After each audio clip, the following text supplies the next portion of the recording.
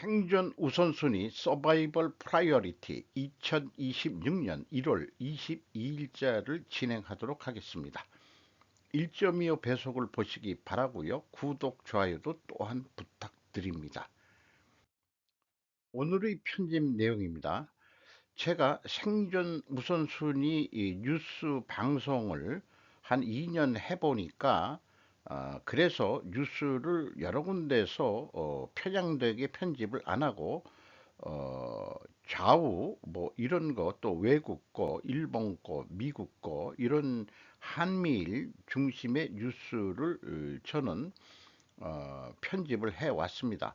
한 2년 동안 해오다 보니까 제 의견을 이제 나오게 많이 되더라고요. 그래서 그런 내용도 좀 집어 넣습니다.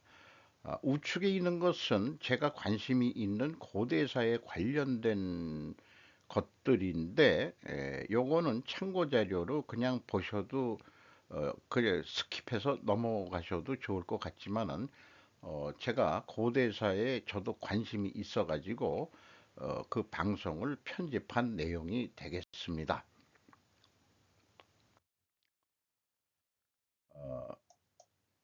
12.3 비상계엄은 위로부터의 내란, 친위 구테타라는 제목으로 김은경, 오유진 기자가 조선일보에서 1월 21일 보도했습니다.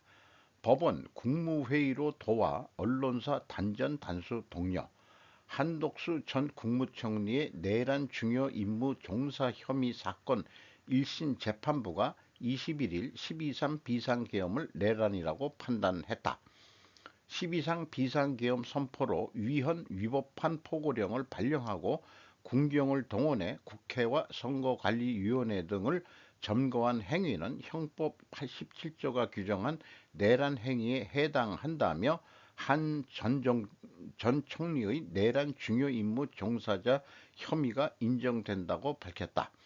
형법상 내란죄 87조를 직접 다루는 것은 한 전 총리 사건이 처음이다. 이번 판결의 최대 쟁점은 비상계엄이 위헌, 위법을 한 것을 넘어 헌법 질서를 무력으로 파괴하려는 목적과 실질적인 폭력 사태가 있었는지였다. 형법상 내란죄는 국헌 문란의 목적과 한 지역의 평온을 해할 정도의 폭동이 인정돼야 성립한다. 재판부는 한 전 총리의 계엄 국무회의 외관 형성, 비상계엄 선포를 저지하지 못한 부작위, 국회 선관위 봉쇄 및 특정 언론사 단전 단수 조치 지시의 이행 방안 논의 등 혐의를 인정했다. 한편 한 전 총리는 당초 윤 전 대통령 내란 우두머리 범행의 방조범으로 기소됐다. 그래서 제가 친히 구했다라는 것을 챗 GPT한테 물어봤어요. 이렇게 설명을 하래요. 친히 구테타는 기존 권력을 지키거나 강화하기 위해 이미 권력을 가진 최고 지도자 또는 그 측근 세력이 군대, 경찰 등 무력 조직을 동원해 헌정 질서나 정치 체제를 강제로 바꾸는 구테타를 말합니다. 집권자가 권력을 놓치지 않기 위해 스스로 일으킨다. 이렇게 설명을 하네요. 그래서 이런 글을 한번 생각을 해보게 됩니다. 한국식 권력투쟁 사색당파 또는 갑오경장, 비상계엄 선포는 법치행위가 아닌 통치행위로 해석하고자 합니다. 저는 기업 오너가 한 행위가 기업 내 법규를 적용하기 어려운 통치 행위가 있을 수 있습니다. 경험상 이런 경우 감사 대상에서 제외한다고 저는 그렇게 살아왔습니다. 윤회 비상계엄은 통치 행위라고 하더라도 결과가 조직의 이익을 위한 것이 아니라 사익을 위한 것이라면 탄핵으로 자리에서 물러나게 하면 되는 것이다. 탄핵은 통과되었습니다. 대통령을 하야시키고 재선거에 의해 대통령을 다시 선출하면 되는 것이었다. 그러나 거대 야당은 처음부터 만유의 법정을 만들고 진행했다. 바로 찬란한 조상들의 역사인 사색당파 정신으로 정적을 제거하기 위한 법정을 연 것이다. 처음부터 법원의 무죄 추정의 원칙을 무시한 유죄 추정의 원칙으로 강행하고 있다고 느껴집니다. 윤이 탄핵을 당한 후 행보는 가배공장 김옥군처럼 망명을 택하게 만들었어야 한다. 그게 정적을 제거하는 방법이다. 김옥균의 가보 경장도 사실상 쿠데타 성격이면 실패한 쿠데타는 역적으로 단죄받는 것은 자명하다. 가보 경장도 계몽주의 같은 성격이었다. 핵심적으로는 신분 계급 제도를 없애는 것이었다. 그러니 반대 세력은 당연히 민비 양반 세력이었다. 김옥균은 결국 암살당하고 안중근의 하얼빈 이토 히로부미 암살로 한일 합방의 명분을 일본이 가진 후 서구 세력의 묵인하에 성공하게 되는 빌미를 주죠. 청은 서구 세력이 쪼개먹고 일본은 러시아, 남하를 막는 역할로 묵인했다. 한일 합방 후 일본은 만주 제국까지 만들죠. 내부의 그런 혼란은 언제나 외세의 개입을 불러왔다. 이렇게 지금 우리도 바로 진행 중인 거 아니냐. 외세 개입이 지금 분명히 저는 있다고 느껴짐이 있습니다. 그리고 이재명 대통령이 신년사를 21일 했는데 그 상당히 그 속보를 뜨고 그랬는데 이런 경우 챗 GPT한테 요약을 해달라고 했습니다. 챗 GPT보다는 다른 거를 좀 더 봐야 될 것 같기도 한데 빨간 글씨가 이제 핵심 아니겠느냐. 대한민국의 대도약을 반드시 이루겠다. 붉은 말처럼 외교 안보 등 모든 분야에서 대대적인 도약을 이루겠다 이런 거고요. 반칙과 특권 없는 사회 공정과 정의를 강조하고 그런 사회 구축을 국정의 목표로 삼겠다. 어, 다섯 번째 균형 성장과 전환 전략 지방 주도 성장 이런 것도 했고 또 민주주의가 그 결실과 성장의 시간으로 전환한다고 또 이렇게 얘기했습니다.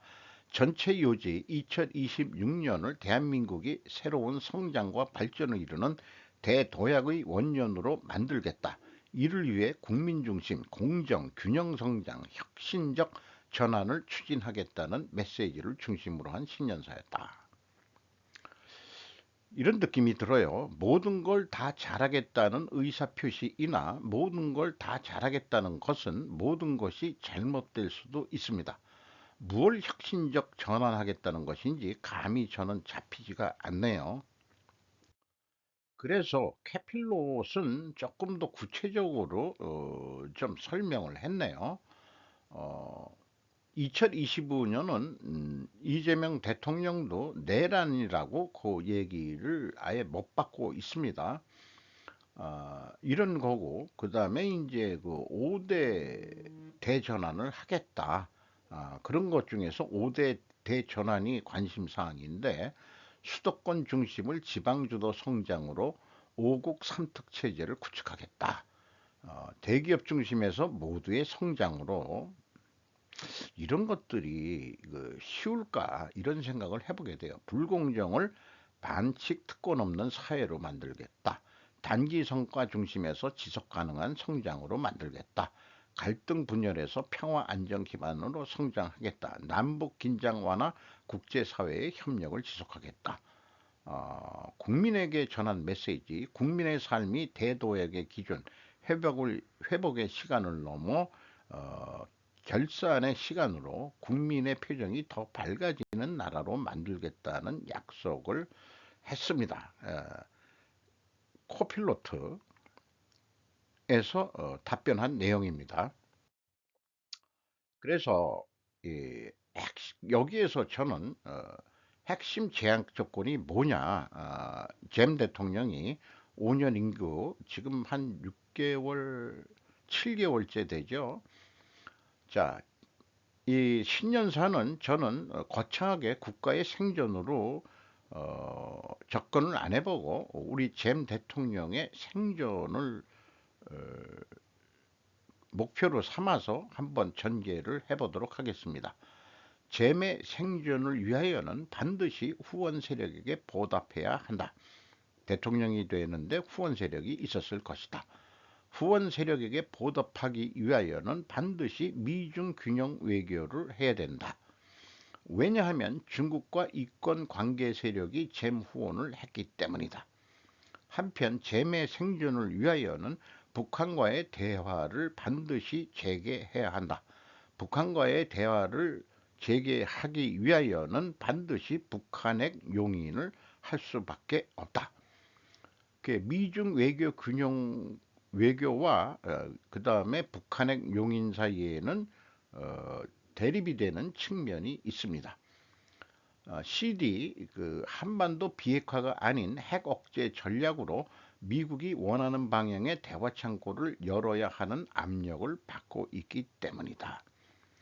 미국의 자국 우선주의 상황에서 균형 외교는 답이 아닐 것 같습니다. 균형 외교는 냉전 시대의 산물일 뿐이다. 변화된 미국의 노선에 어울릴 만한 외교 정책은 아니라고 봅니다. 가치에서 힘의 논리라고 얘기하지만 사실은 가치가 아니라 이제 모든 나라가 자국의 국익을 위한 각자 도생, 각자 외교 노선을 재정립을 요구당하고 있는 현실인 것 같습니다. 누누이 얘기하지만 이접 아저씨가 수천 년 전에 언설을 했듯이 박쥐는 되지 말아야 하지 않겠느냐. 저는 그렇게 충고를 해주고 싶네요. AX 낡은 공장을 깨우다. 로봇이 조이고 AI가 끄고 켠다. 48년 제조 명가 신성 ENG 다크 팩토리 꿈꾼다. 박영선 기자가 조선비지에서 1월 20일입니다. 대한민국 경제를 지탱해온 제조 패러다임이 근간부터 흔들리고 있다. 저성장의 늪에 빠진 우리 제조업은 중국의 매서운 추격과 글로벌 공급망 재편이라는 복합 위기를 직면했다. 특히 산업의 모세 혈관이자 공급망의 뿌리인 중소제조 현장은 인력난과 원가 상승, 생산성 정체라는 삼중고에 신음하며 한계 상황으로 내몰리고 있다. 이제 생존을 위한 유일한 돌파구는 AX 대전환 뿐이다. 인공지능은 단순한 기술 도입을 넘어 낡은 공장에 새 생명을 불어넣고 한국 경제의 성장 엔진을 다시 돌릴 최후의 보루다. FFU 국산화 이후 DX 가속, 제조 경쟁력 강화, AI 기반 에너지 안전관리 체제 구축, 제조 AX 추진, 자율 판단 운영 다크팩토리 목표. 1977년 창립해 반도체 클린룸 국산화를 이끈 48년 제조 마청 신성 ENG가 인공지능과 로봇을 잇고 젊은 공장으로 다시 태어난 현장이다. 그린룸은 초미세먼지와 온도, 습도를 정밀하게 제어하는 고청정 생산 공간이다. 신성 ENG는 2024년 매년 5,823억 원을 기록했고 이 가운데 클린룸 사업이 전체 매출의 90% 이상을 차지한다. 같은 해 영업이익은 50억 원이다. 불량률 500에서 50으로 AI가 바꾼 제조 공식. 전기도 안전도 AI가 통제. 다크팩토리 꿈꾼다. 신성 에너지의 공장 전경 조감도를 게재를 했네요. 트럼프 다보스에서 그린란드에 대한 외교적 개입에 직면할 예정. 아담 캔크린, 케빈 립탁 CNN에서 1월 21일입니다. 그린란드 상공에서 미국 동맹국들에게 위협을 퍼부은 지 며칠 만에 다보스에서 도널드 트럼프 대통령을 긴급한 외교 개입이 기다리고 있습니다. 유럽 고위 관리들은 이번 주에 열리는 연례 글로벌 엘리트 정상회담을 대륙을 긴장시키고 미국과의 7년간의 동맹의 생존을 위협할 수 있는 위기를 피하기 위한 무대로 삼을 계획이라고 논의에 정통한 세 사람이 CNN에 말했습니다. 논의된 또 다른 옵션은 그린란드를 자유연합협정하에 두는 것입니다. 이 협정은 그린란드가 현재의 상태를 유지하면서도 미국의 확장된 안보 접근을 제공할 수 있게 해줍니다. 팔라우 마셜 제도 및 미크로네시아 연방은 미국과의 그러한 협정에 해당합니다. 계획에 정통한 소식통에 따르면 트럼프와 긴밀한 관계를 구축하기 위해 노력해온 마크 류테 나토 사무총장이 정상회담의 일환으로 대통령과 1대1로 만날 것으로 예상된다고 합니다. 유럽 동맹국들은 반발할 방법을 모색합니다. 그러나 미국이 가장 가까운 유럽 동맹국들 사이에서는 대통령이 공격을 강화할 경우 어떻게 반발할지에 대한 명확한 합의가 아직 이루어지지 않고 있습니다. 다보스 포럼은 기대할 만한 얘기들이 없을 것이다. 저는 그렇게 느껴지는데요. 오히려 빌더버그 회의가 핵심일 것이다. 여기는 그 입장하는 사람들이 한계가 있죠. 다보스 포럼은 세계 경제 포럼이라는 이름으로 별도로 되어 있고 우리나라도 그 많이 잊으면 참석을 하죠. 현대차 정의선 회장은 4년 연속 갔다고 그러고 고려아연 회장은 2024년에 2년 만에 올해 다시 가서 그 광물 공급망에 대한 연설을 또 한다고 하는 뉴스를 소개한 게 기억이 납니다.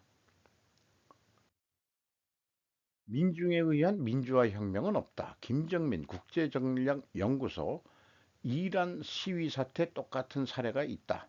5.18 광주 민주화 운동 혹은 5.18 민주화 운동, 광주 민중항쟁은 1980년 5월 18일부터 5월 28일까지 광주 시민과 전라남도민이 중심이 되어 조속한 민주정부 수립, 전두환 보안사령관을 비롯한 신군부 세력의 퇴진 및 계엄령 철폐 등을 요구하며 전개한 대한민국의 민주화 운동이다. 전두환의 핵개발 포기로 경제가 살아났었다. 핵개발 포기하지 않으면 발생하는 게 대규모 시위가 일어나 정부 전복 시위가 일어난다. 막 대통령이 되려던 시기에 광주 사태가 발생한 것이다. 시민이 죽었다. 이란 사태와 똑같다. 광주는 민주화 항쟁이 아니다. 머리에 총 맞아 죽은 형태, 그게 어떻게 했을까? 우크라 마이단 운동 때 대규모 시위 때 시위대 총 맞고 죽은 일이 발생, 동시에 경찰이 총 맞아 죽는 사건도 생긴다. 시위대 시민 죽은 자와 경찰 사망자에서 발견된 총알은 똑같았다.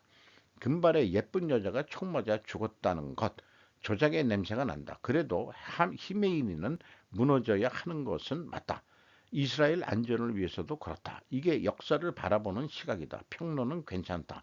큰 그림으로 작은 희생은 일어날 수 있다. 이렇게 역사관으로 하고 있네요.